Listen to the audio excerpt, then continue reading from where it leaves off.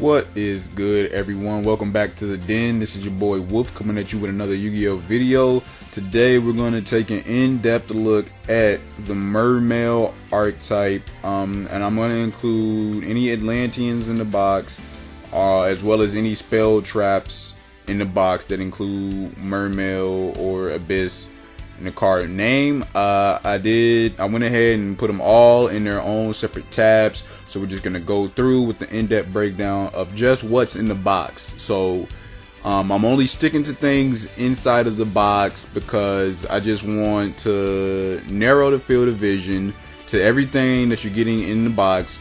So what you're gonna spend your gems on, if this is the archetype that you're going for, I'm going to do an in-depth breakdown for all of the major archetypes within this box, so that you can take a better look at something you might be interested in and also get just a separate perspective that isn't your own and that isn't anybody else, you know, just something more intimate, myself, your thoughts, and really contemplate what you want out of this box. And we're gonna go through Mermails. So the first Mermail up is gonna be the SR Mermail Abyss Pike. Now his effect, again, 1600 attack, 800 defense. Effect: when this card is normal or special summon, you can discard one water monster to the graveyard, add one level 3 water monster from your deck to your hand. You can only use this effect of Mermail Abyss Pike once per turn. Now the reason why his effect is actually pretty good, and you might want to run 3 of him in your deck, is because you're discarding a water monster. There are a couple of Atlanteans, or an Atlantean and a Mermail combo, or just a couple of water monsters in general that gets effects off being used for other water monsters. So you'll get that effect, plus you can add a monster from your deck to your hand, so you're not necessarily losing out on any resources. And you could put a monster from your deck to your hand that could be used again for another water monster's effect to pop something else on the field. So I think this guy, if you are looking to run Mermail, I think this is going to be a key player, and you're going to want to run 3 of him. And again, he is an SR, so be wary of that. Next up, we're going to have Atlantean Marksman. 1400 attack, 0 defense. I know what you're thinking. Weak attack, no defense. What would I use him for? Well, when this card inflicts battle damage to your opponent, you can special summon one level 4 or lower Atlantean Sea Serpent monster from your deck, except Atlantean Marksman. I know what you're thinking. That's a weak effect, and am I ever going to really deal damage with him?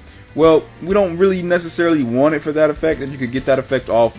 Cool. But what we want is when this card is sent to the graveyard, activate a water monster's effect. To activate a water monster's effect, target one set card your opponent controls, destroy that card. So again, you can combo him with Mermail Abyss Pike. When this card is normal or special summon, discard one water monster. Okay, cool. I'm discarding this guy to pop a set back row, as well as add another water monster, or yeah, level 3 or lower water monster. Or just one level 3. Add one level 3 water monster from my deck to my hand. So I can add a level 3 from my deck to my hand. Guess what? This guy's a level 3. So you could use him again. So you can use him and set up to use him again. So that's discarding, pop, add him back, or add another level 3. And there's plenty of level 3 water monsters out there. So that's going to be a lot of use for this card. Again, if you want to run Mermails and be more straightforward with them, I would recommend running this guy as well, maybe even at 3. He's also an SR, so be wary about that as well. So don't reset the box. If you want Mermails and Mermails only, and anything to do with Mermails, do not reset the box until you have this guy at 2, as well as Abyss Pike at 2.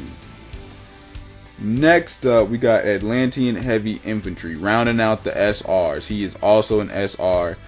So this deck is looking like it's going to be expensive. So if that's something where you like this deck, but you necessarily can't afford it gem-wise, and you're not willing to put in money, then I probably would not recommend this deck, especially since it's not proven yet. We don't have the card, so it can't possibly be proven. So maybe you also want to wait an additional week So the box comes out, you want to wait an additional week to see what the landscape is and how everything shapes out. That I would recommend. But if you're just a free to play and you've been saving up your gems for just this box, wait that week and see how everything shapes out. But Atlantean Heavy Infantry, during your main phase, you can normal summon one level 4 or lower sea serpent type monster in addition to your normal summon or set. You can only gain this effect once per turn. When this card is sent to the graveyard to activate a water monster's effect, target one face-up card your opponent controls, destroy it. So there's room for a lot of combos here, right? So let's say you summon this guy during your main phase. Activate its effect. Summon Pike. Activate Pike's effect. Use this guy, send it to the grave. Discard this guy, send it to the grave. Pop a back row. So I know what you're thinking, but that's just Pike's combo. Well, if we fast forward to the very end here, we have the most costly card of them all, probably the UR of the box, one of the only Mermail UR of the box, Mermail Abyss Megalo. Now his effect is what's really going to round out the deck. So if you're running a straightforward Mermail deck, this is the guy, this is the heavy hitter, this is the big boy. You can discard 2 other water monsters to the graveyard, special summon this card from your hand. When you do, you can add 1 Abyss, spell, or trap card from your deck to your hand. You contribute 1 other face-up attack position water monster. This card can make a second attack during each battle phase this turn. So you can tribute to get him out by discarding cards from your hand. When this card is sent to the grave, it could be on the field or your hand. You can pop a face-up monster. Let's say you have Megalo out while Infantry is also out on the field. Then you can use Megalo's effect of sending a face-up water monster to the grave, which activates Infantry to pop a face-up monster on the field. So there's just a lot of different things you can do, as well as, let's say your hand is chock full of monsters. You replenish because of Pike, and you start off 5 cards in hand, right?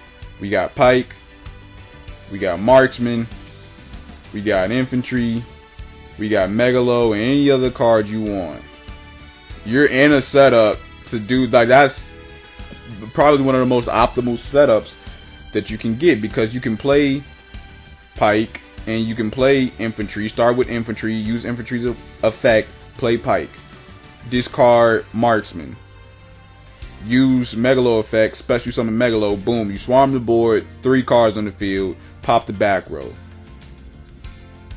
Use Megalo's effect to tribute 1 other face-up attack position monster. What are we tributing? Infantry. He doesn't have any attack anyway. Get him out of here. Pop a monster standing in your way, and now you can attack twice with Megalo. And you also still have an attack that you can get off with Pike. So just some of the that's one combo, guide to your opening hand combo that I can see happening with this deck. But let's go down the list. Next up, Mermail Abyss Lead. So he is a 2700 attack, 1000 defense. He's a big boy. You can discard 3 other water monsters to the graveyard. Special summon this card from your hand. When you do, you can target 1 Abyss, spell, trap, or trap card in your graveyard, add that target to your hand. You contribute 1 other face-up attack position Mermail monster. Send 1 random card from your opponent's hand to the graveyard. You can only use the effect of Mermail Abyss Lead once per turn. So he's kind of like Megalo here, in the sense that you can special summon by discarding. He brings and recycles things from the grave, but 3, discard 3, that's a steep price. And are you really gonna have that kind of hand? And if you do, are you willing to give up all of the resources just to get back, if possible, a spell or a trap that has Abyss in the name? And then you also contribute 1 other face-up attack position Mermail monster and send 1 random card from your opponent's hand to the grave. that's a steep to be a control monster. That's too steep, because essentially he would be your only monster on the field. You don't even necessarily, I mean, depending on what you send to the grave, sure, you might be able to pop a couple things on your opponent's side of the field, but I just think that's too steep a price to pay for nothing that's guaranteed anyway. So I wouldn't necessarily want this guy in my deck if I was running Mermail, but maybe you want to run a variant that turbo draws, that gets a lot of cards to your hand very quickly. There are some cards in the game that can do that currently, so maybe that's the build you're thinking of, and maybe this is the guy for you. Personally, I wouldn't run him, but again, this is why you're watching this video, so you can see just some options, and maybe you do want to run him, and maybe you have an idea already that involves him. Next up, we have Mermail Abyss Turge. This is going to be a 4-star, 1700 attack, 1100 defense. When this card is normal or special summon, you could discard one water monster to the graveyard. So he's already fitting into the overall archetype if you was running this archetype straight up. Then target one level 3 or lower water monster in your grave. So I think you would have to have a water monster in the grave already before you can activate his effect, so keep that in mind. Add that target to your hand. You can only use the effect of Mermail Abyss Turge once per turn. So he's out there to keep a cycle going, right?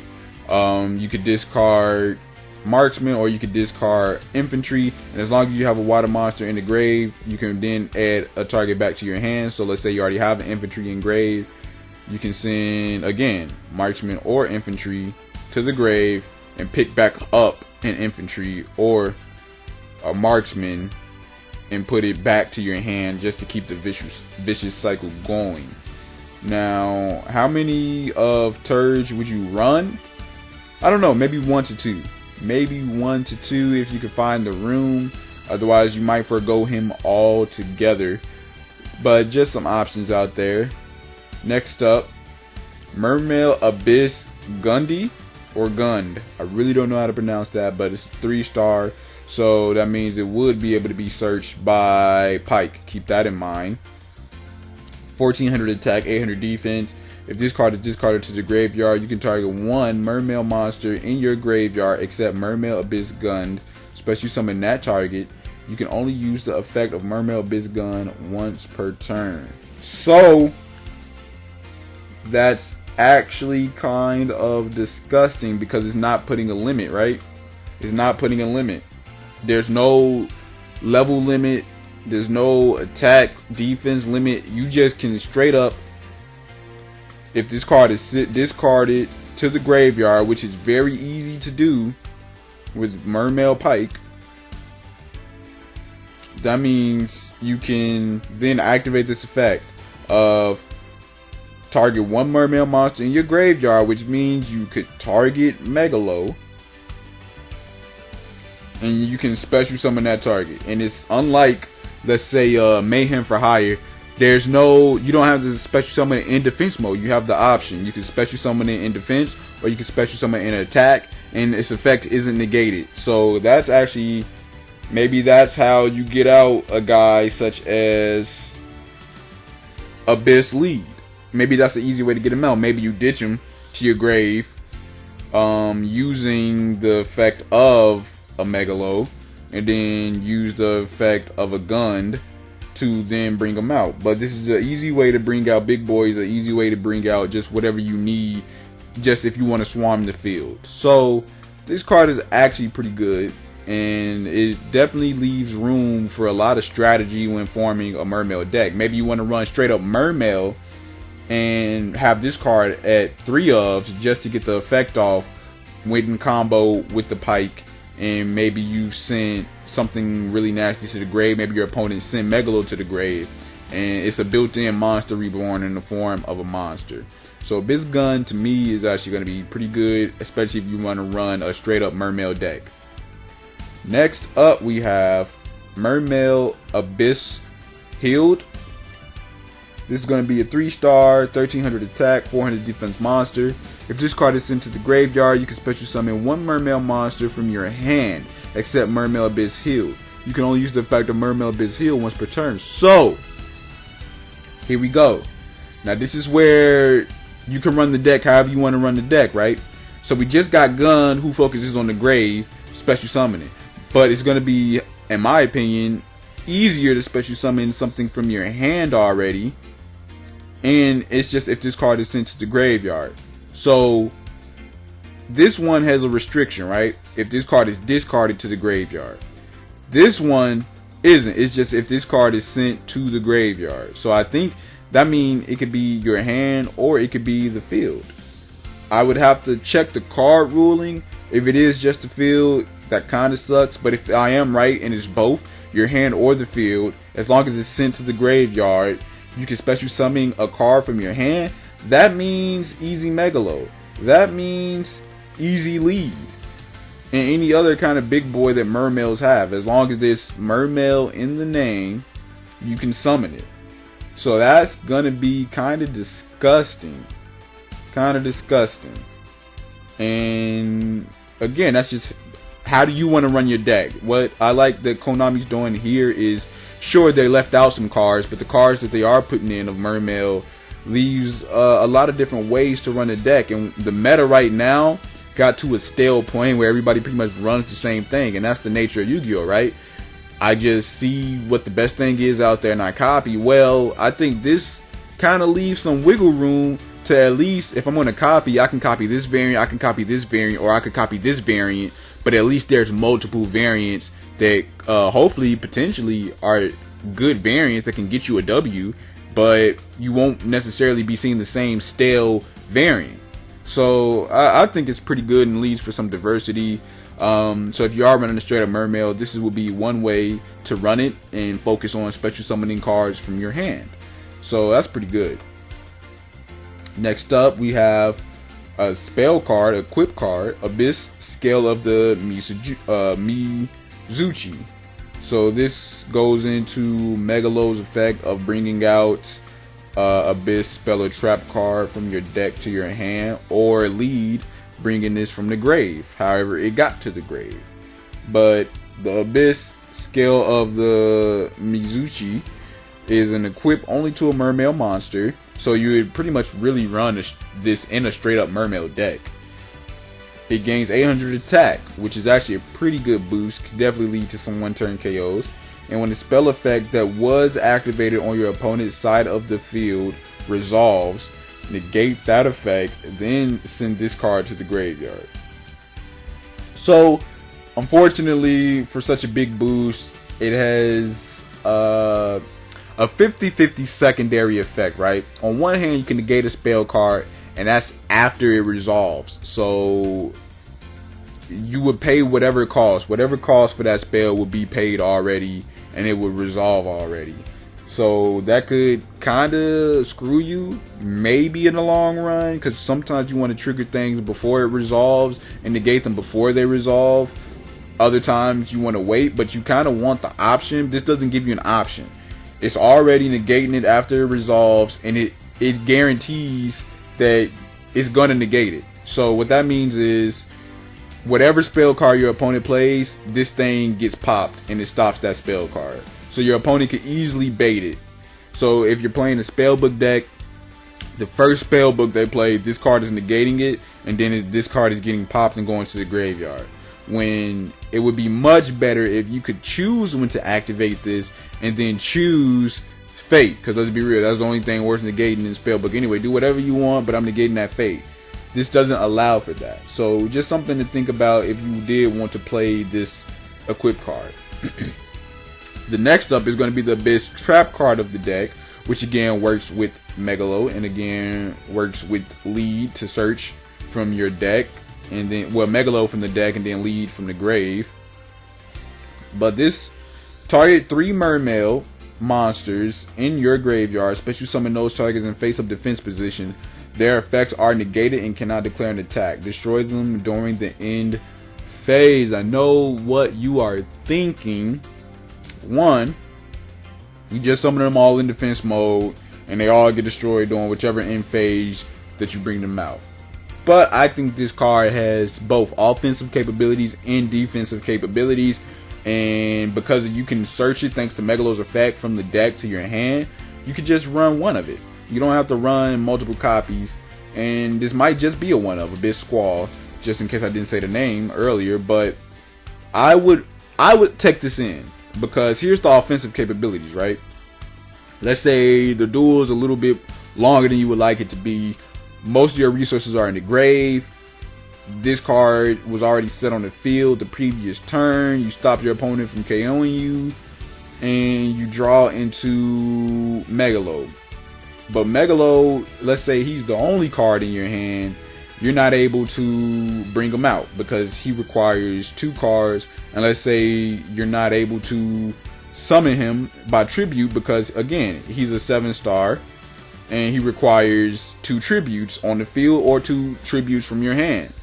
But thanks to this, you can activate it and target 3 Mermail monsters in your grave and bring them all to the field. And then you would be able to not only tribute for the Megalo, but whichever one is left over, such as, let's say, not those, but this, well, not that, but most healed. So Mermail healed just when it's sent to the grave. So when you tribute and send it to the grave, you're able to then special summon a Mermail from your grave. So let's say your field was empty, all but this one lone trap card, and you top deck a Megalo. You go from an empty field to 3 monsters in defense to then a Megalo that one you just tribute summoned, and maybe you did use healed as the tribute, to then special summon a card where now you have a Megalo and whatever other Mermail you decided to special summon in attack mode, which is really key. And whatever the leftover monster from the Abyss Squall is that you didn't use for the tribute, you could then use for Megalo's effect to attack twice. So that's the offensive capabilities that I see with this card, and it can probably be used in a number of different ways offensively as well, other than the one I just listed. Defensively, let's be real, it can just save you furry swarm the board. Just activate this and you're safe for a turn. This buys you a turn. So just a real practical defense use. Maybe even some tricky things you can do. Maybe you want to activate this, then bring the 3 to the field, and maybe before this finish resolving, you can maybe chain a treacherous to it. I don't know. It's just things like that. Maybe econ take plays can be done with this. I think it's worth taking in one just for the possibilities of replenishing your field and also using the monsters you summon towards other water monsters, which then triggers their effect. But that's, again, this works with a straight up Mermail build, so this isn't going to combo with your Atlanteans, so keep that in mind. But I think with Mermails such as a healed and a gun, that maybe you could have a straight up Mermail build and it not be as bad as people are thinking currently. But next up is another big boy. We got Mermail Abyss Balin. Don't know how you say that, but 2,500 attack, 2,000 defense. That's a real heavy hitter. 7 stars as well. His effect, you can discard 4 other Mermails. So it goes from 2 to 3 to 4 other Mermail monsters to the grave. Special summon this card from your hand.